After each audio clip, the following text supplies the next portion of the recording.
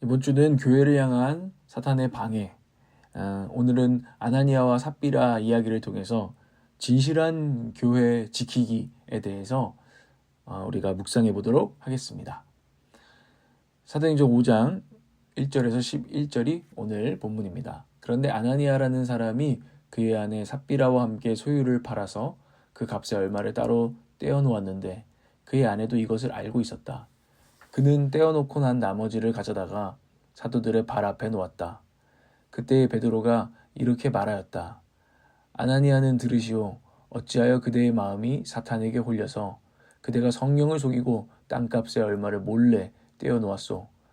그 땅은 팔리기 전에도 그대의 것이 아니었소.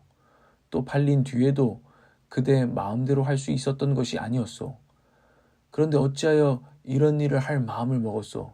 그대는 사람을 속인 것이 아니라 하나님을 속인 것이오. 아나니아는 이 말을 듣고 그 자리에서 쓰러져서 숨졌다. 이 소문을 듣는 사람은 모두 크게 두려워하였다. 젊은이들이 일어나 그 시체를 싸서 메고 나가서 장사를 지냈다. 3시간쯤 지나서 아나니아의 아내가 그 동안에 일어난 일을 알지 못하고 들어왔다. 베드로가 그 여자에게 물었다. 그대들이 판 땅값이 이것뿐이요. 어디 말해보시오. 그 여자가 대답하였다. 예, 그것뿐입니다. 베드로가 그 여자에게 말하였다. 왜 그대들 내외는 서로 공모해서 주님의 영을 시험하려고 하였소? 보시오, 그대의 남편을 묻은 사람들의 발이 막 문에 다다랐으니 그들이 또 그대를 메고 나갈 것이오. 그러자 그 여자는 그 자리에서 베드로의 발 앞에 쓰러져서 숨졌다. 젊은이들이 들어와서 그 여자가 죽은 것을 보고서 메어다가 그 남편 곁에 묻었다. 온 교회와 이 사건을 듣는 사람들은 모두 크게 두려워하였다. 오늘 본문의 내용을 요약하면 이렇습니다. 교회에 재산을 팔아서 헌금하는 물결이 일어났습니다. 수많은 사람들이 있었는데 그 중에 바나바도 포함되어 있었습니다. 성도들은 그를 위로의 아들이라고 불렀습니다. 이런 와중에 아나니아와 삽비라 부부도 헌금에 동참합니다. 소유를 팔아서 사도들의 발 앞에 가져다 놓습니다. 마치 전부 드린 것처럼 하였으나 얼마를 따로 떼어놓고서 말입니다. 베드로는 남편 아나니아를 먼저 책망합니다. 사람을 속인 것 이상으로 하나님을 속인 것이기 때문입니다. 아나니아가 그 자리에서 쓰러져 숨지는 사건이 또 일어납니다. 교회 공동체는 크게 두려워합니다. 뒤이어 아내 삽비라도 진실을 요구하는 베드로 사도를 속이려고 듭니다. 베드로는 이것이 주님의 영을 시험하는 것이다 라고 책망합니다. 아내 삽비라도 그 자리에서 쓰러져서 숨집니다.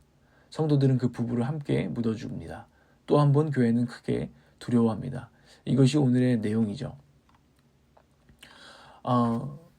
오늘 묵상해야 될 부분은 아나니아와 삽비라가 저지른 일입니다.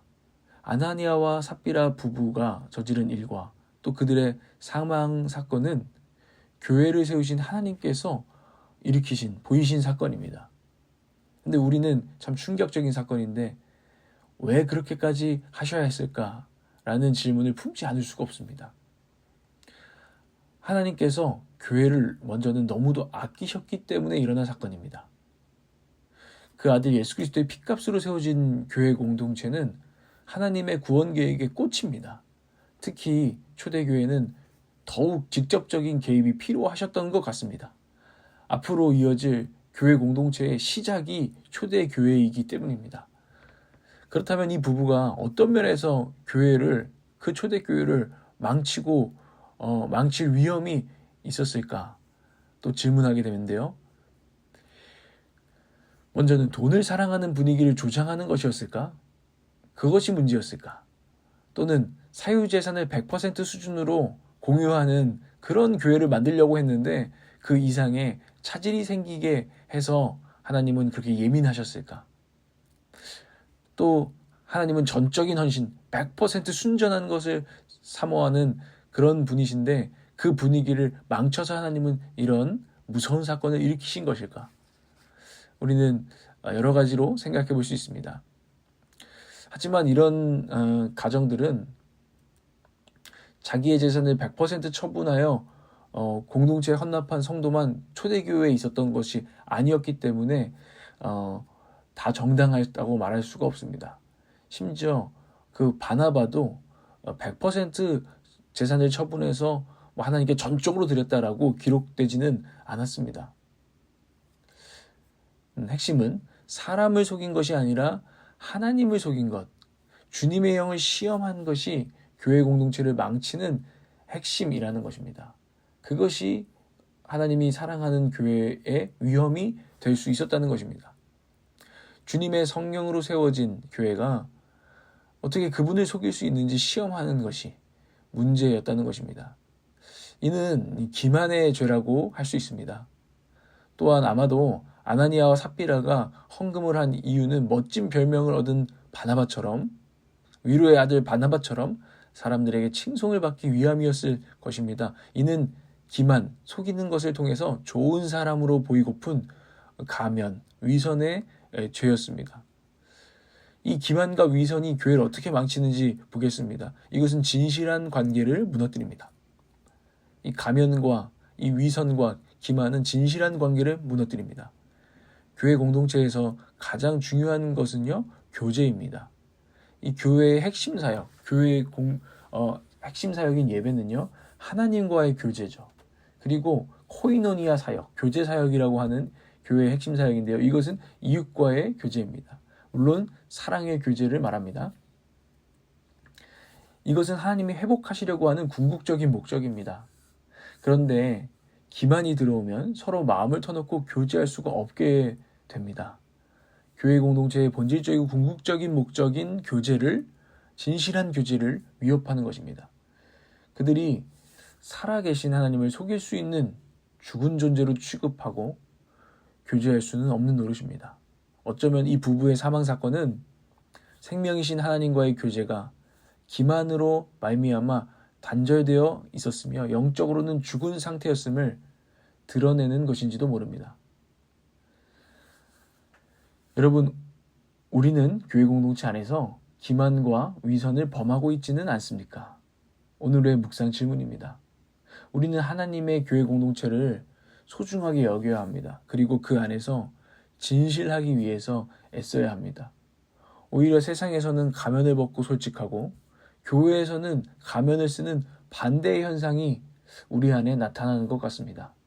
세상에서는 세상 친구들과는 오히려 그냥 자기의 있는 모습 그대로를 보여주고, 오히려 교회에서는 가면을 쓰는 반대의 현상이 저와 여러분 가운데 나타나는 것은 아닌가 돌아보아야 한다는 거죠. 물론 이제 교회가 우리에게 어떤 분위기로 가면을 쓰게 만든다라고 우리가 할 수도 있고 그렇게 생각할 수도 있습니다. 이해합니다. 그러나 속일 수 없는 살아계신 하나님, 그리고 우리를 누구보다 사랑하시는 하나님을 우리가 의식한다면, 그분이 우리를 있는 모습 그대로 먼저는 사랑하시고 용납하시다는 사랑의 하나님이라는 것을 의식하고 정말 믿는다면, 또 그분은 살아계신 분이기 때문에 속일 수 없다는 것을 우리가 믿는다면 우리는 진실해질 수 있습니다. 그분을 정말 의식하는 교회로 살아간다면 우리는 공동체 안에서도 점차 진실해질 수 있다고 저는 믿습니다. 그리고 하나님과 이웃과 진실한 교제를 누리는 공동체를 회복해 나갈 수 있다라는 것을 저는 믿습니다. 오늘의 말씀으로 우리 자신을 돌아보고 주님이 원하시는 교회 공동체를 정말 망치지 않고 회복해 가는데 우리가 헌신하기로 결단했으면 좋겠습니다. 진실한 교회를 우리가 지키기를 원합니다. 기도하고 여러분 좀 더 기도하며 오늘을 살아가시기 바랍니다. 하나님 아버지, 아나니아와 삽비라 부부를 통해서 우리에게 기만의 죄가 정말 교회와 우리의 하나님과 이웃과의 관계를 진실한 관계를 어떻게 해치는지를 우리가 묵상해 보았습니다. 우리에게도 그런 기만의 죄가, 위선의 죄가 없는지를 하나님 돌아보게 하시고, 하나님 우리가 무엇 때문에 그런 죄를 짓는지 하나님 안에서 의식하고 회개하게 하여 주시옵소서. 그리고 진실한 교회, 하나님이 원하시는 그 사랑의 교제가 원활할 수 있도록 돕는 사람들, 그것을 위해서 애쓰는 우리가 되어지게 하여 주시옵소서. 예수님의 이름으로 기도합니다.